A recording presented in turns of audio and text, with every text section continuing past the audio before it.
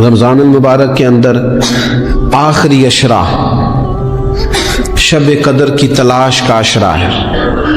اللہ کے پیارے رسول صلی اللہ تعالیٰ علیہ وسلم ان 10 دنوں میں خود بھی عبادت کرتے تھے اور گھر والوں کو بھی جگایا کرتے تھے، اور اپنے اہل خانہ کو تاکید فرماتے تھے کہ اٹھو اٹھو، آگے بڑھو، یہ آرام کرنے کے دن نہیں ہیں۔ کثرت کے ساتھ اگر کوئی تم نے کام کرنا ہے تو اللہ کی یاد، اس کے نتائج برآمد ہوتے ہیں۔ انسان قلبی اطمینان محسوس کرتا ہے۔ دانشور کہتے ہیں کہ بہت زیادہ باتیں کرنے والا آدمی، بہت زیادہ باتیں کرنے والا خود بھول جاتا ہے کہ بھلا میں نے پہلے اس شخص سے کیا کہا تھا۔ بہت زیادہ باتیں کرنے والے آدمی کا حافظہ کمزور پڑنے لگتا ہے۔ بہت زیادہ گفتگو کرنے والا آدمی اعصابی طور پر تھک جاتا ہے، تھکاوٹ اسے ہونے لگتی ہے۔ لیکن اللہ کا ذکر اور اللہ کی یاد ایک ایسی چیز ہے، آپ مستقل کر کے دیکھ لیں، جتنا کرتے جائیں گے طبیعت میں تازگی آتی جائے گی، اس میں سرور آتا جائے گا، سرور۔ لیکن یہ کہ ذکر کا صرف یہی معنی نہیں ہے کہ آپ نے تسبیح پڑھنی ہے، سبحان اللہ سبحان اللہ سبحان اللہ الحمدللہ، صرف اتنا ہی معنی نہیں ہے، بلکہ صدر الافاضل سید نعیم الدین صاحب مراد آبادی رحمۃ اللہ تعالی علیہ نے ذکر کی 3 قسمیں بیان کی ہیں۔ فرماتے ہیں ایک ذکر ہے ذکر لسانی، کہ تم اپنی زبان سے اللہ کو یاد کرو، یہ ذکر لسانی ہے کہ تم نے زبان سے اس کی تسبیح پڑھی، تحمید پڑھی، تکبیر کہی، مختلف اوراد و وظائف پڑھے، تلاوت قرآن مجید کی، پھر دعائیں پڑھیں، سونے کی دعا، اٹھنے کی دعا، کھانا کھانے سے قبل دعا، کھانے کی تکمیل پر دعا، سیڑھیاں چڑھتے وقت اللہ اکبر کہا، نیچے اترتے وقت سبحان اللہ کہا، پانی پیتے وقت بھی تم نے بسم اللہ شریف پڑھی، کوئی بھی خیر کا کام کرتے وقت تم نے اللہ کا ذکر کیا، تو یہ ذکر لسانی ہے، یعنی زبان سے ذکر۔ دوسری قسم ذکر قلبی کی ہے، تمہارا دل ذاکر، یعنی وہ جو ذکر قلبی ہے نا، اس میں شکر بھی شامل ہے، یعنی انسان اپنے اوپر خدا کی نعمتیں دیکھتا جاتا ہے اور اس کا دل اسے عاجزی کی طرف لاتا جاتا ہے، وہ موم بتی کی طرح ڈھلتا جاتا ہے، اس کا دل بار بار اسے کہتا ہے نہیں تھا تو اس قابل جو رب نے تجھے عطا کر دیا، بار بار اس کے دل سے ذکر جاری ہوتا ہے، بار بار اسے احساس ہوتا ہے کہ اگر تو یہاں نہ ہوتا تو پھر بتا کہاں ہوتا، بار بار اس کی طبیعت پر یہ بات غالب ہوتی ہے۔ پھر ذکر قلبی کا ایک معنی یہ بھی ہے کہ انسان تفکر کرتا ہے، غور کرتا ہے، جیسا کہ نبی پاک صلی اللہ تعالیٰ علیہ وسلم نے فرمایا دنیاوی معاملات میں جب بھی دیکھو اپنے سے نیچے دیکھو، وہ لوگ بھی دیکھو جو تم سے کم سہولیات رکھتے ہیں، تم سے کم سرمایہ رکھتے ہیں، دنیاوی طور پر تم سے پیچھے ہیں۔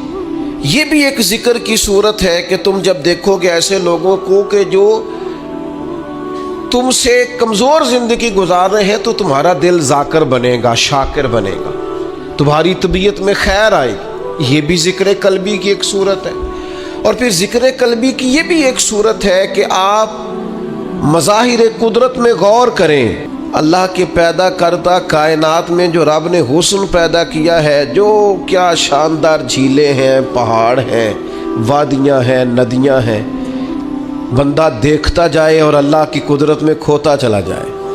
محو یہ بھی ذکر قلبی کی ایک کیفیت ہے کہ وہ محو ہوتا جائے، اس کا دل کہے کیا بات ہے، مالک نے جو بنایا ہے خوب ہی بنایا ہے، محو ہوتا جائے، قرآن مجید کی آیات میں غور کرے، اس کے نئے سے نئے مفاہیم پر توجہ کرے، نیا سے نیا ذائقہ اسے نصیب ہو، یہ ذکر قلبی کی کیفیات ہے۔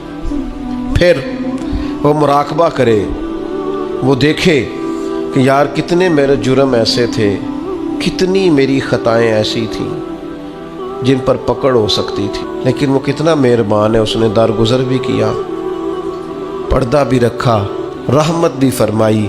ایک گناہ میرا ماں پہ ویکھے تو دیوے دیس نکالا، تے لکھ گناہ میرا مولا ویکھے پردے پاون والا۔ یہ بھی ذکر قلبی کی ایک کیفیت ہے، یہ بھی ایک صورت ہے اس کی۔ تو یاد رکھ لیے گا اور اس کو سمجھ لیجئے گا کہ ذکر ایک تو ذکر لسانی ہے، پھر ذکر قلبی ہے کہ آپ کا دل ذاکر ہو جائے. اور صوفیاء کہتے ہیں کہ یہ جو ذکر خفی ہم کراتے ہیں نا، کہ تھوڑا سا گردن جھکا کے دل پر توجہ کرو، یہ دھڑک نہیں رہا، یہ تو اللہ اللہ اللہ اللہ کر رہا ہے. اس پر غور تو کرو، یہ ہے تمہارے پاس پر یاد کسی اور کو کرتا ہے. یہ سینے میں تمہارے دھڑکتا ہے پر نام کسی اور کا لیتا ہے. یہ دل جو ہے نا، یہ اگر ذاکر ہو جائے اور یہ اللہ کی یاد میں لگ جائے اور احساس پکا ہو جائے کہ دل دھڑک رہا ہے تو اللہ اللہ کر رہا ہے، تو پھر تو لوگ سوئے بھی ہوتے ہیں تو ان کا دل اللہ کی یاد میں مصروف ہوتا ہے. حضرت سلطان صاحب رحمۃ اللہ علیہ فرماتے ہیں، جو دم غافل سوئی دم کافر، سانو مرشد ہو پڑھایا ہو، نفی اسبات دا پانی ملیا تے ہر رگے ہر. یہ نفی اسبات کیا ہے؟ لا الہ نفی ہے، اللہ کے سوا کوئی معبود، یہ نفی ہے. الا اللہ اسبات ہے کہ اللہ ہے. لا الہ اللہ کے سوا کوئی، یہ نفی ہے. الا اللہ اسبات ہے. تو کہتے ہیں کہ نفی اسبات دا پانی ملیا، یعنی لا الہ الا اللہ کی ضربیں لگائیں تے ہر رگے ہر جائی ہو، پھر اندر بوٹی مشک مچایا، میری جان پھلاں تے آئی ہو. پھلاں تے یعنی اب میرا وجود اتنا ہلکا پھلکا ہو گیا ذکر کرتے کرتے کہ پھولوں کی طرح ہو گیا. نفی اسبات دا پانی ملیا تے ہر رگے ہر جائی ہو تے اندر بوٹی مشک مچایا، جاں پھلاں تے. تو پھر کہتے ہیں مجھے پھر یاد آیا کہ میں تو یہاں آ ہی نہیں سکتا تھا، چھوڑ کون گیا ہے؟ یہ ذکر پہ مجھے لگایا کس نے ہے؟ یہ میری توجہ کس نے کرائی ہے؟ کہتے ہیں جب میں پوری طرح پھول بن گیا تو پھر مجھے وہ موسن یاد آیا جس کی برکت سے میں یہاں آیا تھا. پھر بول کے کہنے لگے، جیوے مرشد کامل باہو جس اے بوٹی لائی ہو. وہ جیتا رہے، اللہ تعالیٰ اس کو آباد رکھے. الہی تا ابد آستانہ یار رہے، آسرا ہے غریبوں کا برقرار رہے. پھر دعائیں نکلنے لگ گئیں، جیوے مرشد کامل باہو جس اے بوٹی لائی. تو ذکر قلبی. پھر تیسری قسم ہے ذکر بالجوارے، اعضاء کے ساتھ ذکر کرنا، یعنی اپنے وجود کو اطاعت الہی میں لگانا. جو کام اللہ کی نافرمانی کے ہیں وہ چھوڑ دینا، جو فرما برداری کے ہیں وہ کرنا. یہ بھی ذکر کی ایک قسم ہے کہ آپ اللہ یعنی رزق حلال کمانے پہ آپ لگے ہوئے ہیں، حرام سے بچ رہے ہیں، تو یہ جو آپ حلال اور طیب کمانے پہ لگے ہیں یہ بھی آپ اللہ کی یاد میں لگے ہوئے ہیں. اس پر حدیث میں دلیل بھی موجود ہے کہ نبی کریم صلی اللہ تعالیٰ علیہ وسلم نے فرمایا، جو انسان رزق حلال کی تلاش میں ہے وہ بھی راہ خدا میں. تو یہ تیسری قسم ہے کہ آپ اللہ کی اطاعت میں لگے ہوئے ہوں. اس میں پھر اگر آپ جہاد میں ہیں تو پھر بھی ذکر الہی میں ہیں، تبلیغ دین میں ہیں تو پھر بھی ذکر الہی میں ہیں، قرآن مجید پڑھا رہے ہیں تو پھر بھی ذکر الہی میں ہیں، پڑھ رہے ہیں تو پھر بھی ذکر الہی میں ہے. کتاب و سنت کی نشر و اشاعت میں، تبلیغ میں، تعلیم میں جتنا آپ کا وقت گزر رہا ہے سارا ذکر الہی میں. تو یہ ذکر الہی کی 3 اقسام ہیں، ان میں سے کوئی بھی نصیب ہو گئی تو اللہ کی یاد نصیب ہو گئی. بڑے نتیجے ہیں ذکر کے، حدیث پاک میں بڑے نتیجے ہیں. حضور نے فرمایا فرشتے ڈھونڈتے پھرتے ہیں ذکر کی مجلسیں. فرشتے ڈھونڈتے پھرتے ہیں، تلاش کرتے پھرتے ہیں. فرشتے کیا؟ کریم فرماتے ہیں ذکر کی مجلسیں ڈھونڈتے ہیں، پھر وہ جہاں مل جاتی ہیں وہاں بیٹھ جاتے ہیں. کون؟ تو بیٹھ جاتے ہیں ذکر کی مجلس میں، پھر وہ لوٹ کے جاتے ہیں. پھر مالک پوچھتا ہے کہاں سے آئے ہو؟ حضور خود فرماتے ہیں، یہ بات بیان کر کے کریم خود فرماتے ہیں اگرچہ اللہ جانتا ہے، اسے پتہ ہے کہاں سے آئے، کہاں سے آئے ہو؟ تو عرض کرتے ہیں مالک کچھ لوگ تیری یاد میں بیٹھے تھے، ہم بھی ان کے پاس بیٹھ گئے۔ چلیں اتنا بڑا میں درویش نہیں ہوں، اتنا بڑا فقیر نہیں ہوں کہ میں کو دعویٰ کروں، پر چلو ہلکی سی بات کرنے کا تو میں حق رکھتا ہوں۔ ذکر الہی والے درویش وہ ہوتے ہیں جو فرشتوں کو بھی مست کر دیتے ہیں، مست کر دیتے ہیں۔ ہاں، تر دامنی پہ شیخ ہماری نہ جائیے، دامن نہ چھوڑ دیں تو فرشتے وضو کریں۔ ہاں، کہاں سے آئے ہو؟ مالک وہ یاد الہی میں بیٹھے تھے، ہم بھی وہاں بیٹھ گئے۔ تو پھر کریم پوچھتا ہے، یہ ذرا انداز تو دیکھو، یہ بخاری مسلم کی حدیث۔ اللہ فرماتا ہے وہ کیا کہتے تھے؟ تیری میری باتیں وہاں ہو رہی ہیں۔ کیا کہتے تھے؟ مالک ڈر رہے تھے دوزخ سے، تیرے عذاب سے ڈرتے تھے۔ فرمایا انہوں نے دوزخ دیکھی ہے؟ یا اللہ نہیں۔ فرمایا دیکھ لیتے اور ڈرتے؟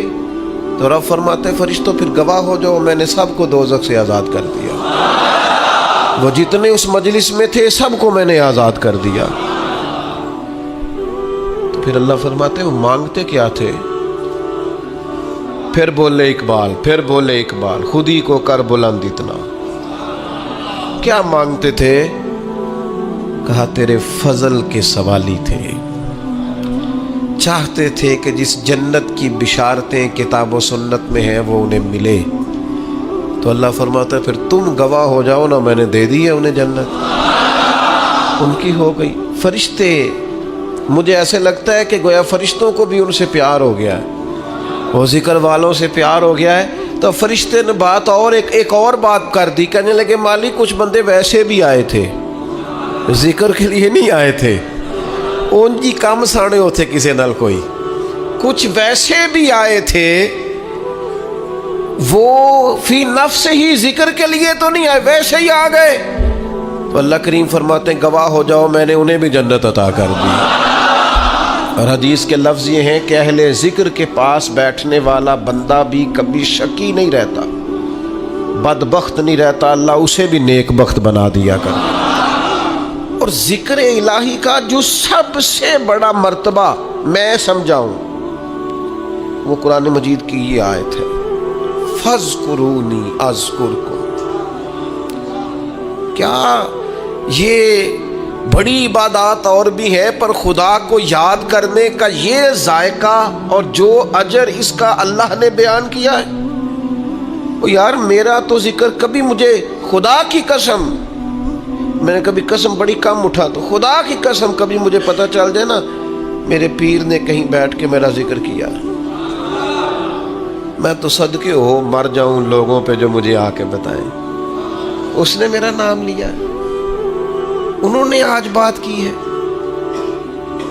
اس پتے سے ڈھونڈنا قاصد میرے محبوب کو، کالی زلف تے آنکھ مستانی ہے، پتہ تو چلے نا اس نے میرا ذکر کیا۔ وہ استاد صاحب کہہ رہے تھے، اور فرشتوں کی مجلس میں ذکر ہو جائے۔ اور یار یہ اس کا انداز تو دیکھو قرآن مجید کی آیت کا، انوکھا نرالا، یعنی ذکر پر ثواب بھی ہے، لیکن ذکر الہی پر اجر کا یہ رنگ، اس عبادت پر یہ انداز نوازنے کا، فَاذْكُرُونِي أَذْكُرْكُمْ، تم مجھے یاد کرو میں تمہیں یاد کروں گا، یعنی اللہ کی بارگاہ میں ذکر ہوگا، گناہگاروں کا، مجرموں کا، کمزوروں کا، ضعیفوں کا، جن کے نام کی کوئی شہرت نہیں، جنہیں کوئی نہیں جانتا۔ فرمایا تم مجھے یاد کرو میں تمہیں یاد کروں گا۔ اور حضور علیہ السلام نے فرمایا تم زمین پر رب کو یاد کرتے ہو، اللہ فرشتوں میں تمہارا ذکر کرتا ہے۔ اگر تم اسے تنہائی میں یاد کرتے ہو تو کریم بھی تمہیں یاد کرتا ہے، اور اگر تم لوگوں کے بیچ یاد کرتے ہو تو اللہ فرشتوں کے درمیان تمہارا ذکر فرماتا ہے، تم مجھے یاد کرو۔ اور فاضل بریلوی رحمۃ اللہ علیہ نے جو ترجمہ کیا وہ بڑا انوکھا ہے، فرمایا رب کہتا ہے فَاذْكُرُونِي أَذْكُرْكُمْ، تم مجھے یاد کرو میں تمہارا چرچا کروں گا، جگہ جگہ تمہاری یاد ہوگی، جگہ جگہ جگہ جگہ میری یاد بچھی ہے پیارے رستہ دیکھ کے چل، جگہ جگہ میری یاد بچھی ہے پیارے رستہ دیکھ کے چل، اور مجھ سے اتنی نفرت ہے تو پھر میرے دیش سے دور نکل، یہاں تو گلی گلی پتا پتا ڈالی ڈالی حال ہمارا جانے ہے، جانے نہ جانے گل ہی نہ جانے باغ تو سارا ہی جانے ہے۔ تو فرمایا تم مجھے یاد کرو میں تمہارا چرچا کر دوں گا، چرچا شرق و غرب میں صبح و شاموں میں تمہارا چرچا کر دیا جائے گا، طیبہ کے سارے خادم پہچانتے ہیں مجھ کو۔ مرحوم اقبال عظیم نے کمال بات کی، کہنے لگے طیبہ کے سب گداگر پہچانتے ہیں مجھ کو خبر نہیں تھی میں اس قدر بڑا ہوں۔ میں ذاتی طور پر بڑا چھوٹا آدمی اور کسی جگہ بھی کوئی ایسی صلاحیت نہیں رکھتا یا کوئی ایسا کارنامہ، یہ بہت سارے لوگ فون کرتے ہیں نا آپ کے ساتھ پوڈ کاسٹ کرنی ہے، تو میں کہتا ہوں میں نے انٹرویو وہ دیں گے جنہوں نے کوئی کارنامہ سر انجام دیا، تو ہم نے دیا نہیں، اس لیے کاہے کا انٹرویو، کچھ بھی نہیں۔ لیکن ایسی گلیوں سے ایسے کونوں سے گزرنے کا موقع ملتا ہے جہاں خیال ہوتا ہے کہ بھلا یہ لوگ ہماری بات کیسے سمجھتے ہوں، لیکن وہ کریم ہے نا، بندے کو بتاتا ہے کہ ابھی تو پورا فرما بردار نہیں، تو تیرے اللہ اللہ کرنے سے یہ انعام ہے، اور اگر تو پورا تابع دار ہو جائے تو یہ اللہ تعالیٰ انعام عطا کرتا ہے۔ اگر تھوڑا سا بھی، میں آپ سے عرض کروں گا اپنے وقت کو ادھر ادھر کی باتوں میں نہ لگایا کریں، آپ زیادہ سے زیادہ اوقات ذکر الہی میں لگائیں، زیادہ سے زیادہ۔ مجھے بڑے دکھ سے یہ بات کرنی پڑتی ہے کہ ڈھیر سارے لوگ ایسے ہیں جنہوں نے اپنی طبیعت کو ذکر کا عادی نہیں کیا، تھوڑا سا بھی ذکر نہیں کر پاتے، باقی ساری گپ شپ ہی کرتے رہتے ہیں۔ تو اپنے آپ کو اس کا عادی بنائیں، کچھ تسبیحات، کچھ اوراد و وظائف۔ میں اکثر دوست سوچتا ہوں کہ جن وظائف کے نبی پاک علیہ السلام نے اتنے بڑے بڑے فضائل بیان کیے ہیں، لوگ ان کو بھی نہیں پڑھتے۔ لا حول ولا قوت الا باللہ العلی العظیم۔ حضور فرماتے ہیں یہ اللہ کے عرش کے خزانوں میں سے خزانہ ہے۔ بخاری مسلم میں حدیث ہے، فرمایا دو کلمے ایسے ہیں زبان سے کہنے آسان ہے، میزان میں جب تلیں گے تو وزن بہت زیادہ ہوگا، اور حبیبتان الی الرحمن، فرمایا یہ دونوں کلمے تمہارے رب کے محبوب ہیں، اللہ کو پیارے ہیں۔ یا رسول اللہ کون سے؟ فرمایا سبحان اللہ و بحمدہ سبحان اللہ العظیم۔ کتنی اللہ کے محبوب نے ان دو کلمات کی فضیلت بیان کی، پڑھتے ہی نہیں لوگ، توجہ ہی نہیں کرتے۔ سورہ حشر کی آخری 3 آیات نبی پاک علیہ السلام نے فرمایا تم صبح پڑھو شام تک 70,000 فرشتے تمہاری بخشش کی دعا کریں گے، ترمذی میں حدیث موجود ہے۔ اور صبح پڑھو گے تو شام تک، اور شام پڑھو گے تو صبح تک 70,000 فرشتے بیٹھے ہیں تمہاری بخشش کی دعا مانگ۔ لوگ وظائف پڑھتے ہی نہیں۔ یہ خانقاہی لوگ ہیں ہم، جو سب سے پہلا وظیفہ جو ہم دیتے ہیں، یہ پہلا سبق ہوتا ہے الف با تا سا ہے، تو جس نے اس کی پابندی نہیں کی اس نے آگے کیسے بڑھنا ہے؟ پھر کچھ لوگ کہتے ہوتے ہیں خاص کوئی وظیفہ بتائیں، تو میں کہتا ہوں سب سے خاص وظیفہ کلمہ شریف کا ذکر ہے، کیونکہ حضور نے فرمایا افضل الذکر لا الہ الا اللہ، یہ سب سے افضل ترین ذکر ہے جو اللہ کو پسند ہے۔ تو اب اذکار کریں، کچھ وقت بیٹھیں، مسنون ذکر، یہ تسبیح فاطمہ جو پڑھی جاتی ہے نماز کے بعد 33 بار سبحان اللہ، اور وہ بھی برسبیل تذکرہ اذکار دو ذرا صحیح پڑھی جائے۔ بعض لوگ تو ایسے مجھے تو نہیں سمجھ آتی کیسے وہ پڑھ لیتے ہیں 33 بار سبحان اللہ سبحان اللہ سبحان اللہ۔ کچھ تھوڑا سا آپ وقت دیں اس کو، کوئی 33 بار کہنا کوئی مشکل کام ہے؟ الحمدللہ الحمدللہ، تھوڑا تھوڑا آپ ٹائم دیں اس کو، اللہ اکبر کہیں، ذرا تھوڑا رکیں۔ 33 بار کوئی مشکل کام ہے؟ اور فضیلت اس کی اتنی ہے کہ فرمایا اگر کسی کے گناہ سمندر کی جھاگ کے برابر بھی ہوں تو یہ تسبیح پڑھنے والے کہ اللہ گناہوں کو معاف فرما دیتا ہے۔ تو مسنون اذکار جتنے بھی ہیں، اور ہمارے تو شجرے میں جتنے ذکر لکھے ہیں نا ہمارے بزرگوں نے، وہ سارے وہی ہیں جو حدیث پاک میں موجود ہیں۔ سارے حدیث پاک والے وظائف اعلیٰ حضرت بریلوی رحمۃ اللہ علیہ، ایک ایک پر ہم حوالہ پیش کر سکتے ہیں جو ہم شجرے میں دیتے ہیں، تمام احادیث میں۔ توجہ نہیں کرتے آبا، میں آپ سے گزارش کروں گا بہت ساری باتیں ادھر ادھر کی کرنے کی بجائے کچھ وقت اذکار کے لیے لگائیں۔ لطف آئے گا آپ کو اگر آپ اذکار کریں گے، آپ چیزوں کو پڑھیں گے، آپ اس پر غور کریں گے، آپ کو ذائقہ نصیب ہوگا۔ تو اپنی طبیعت کو ذکر الہی کی طرف مائل کریں۔ اللہ تبارک و تعالی ہمیں سمجھنے کی توفیق عطا فرمائے۔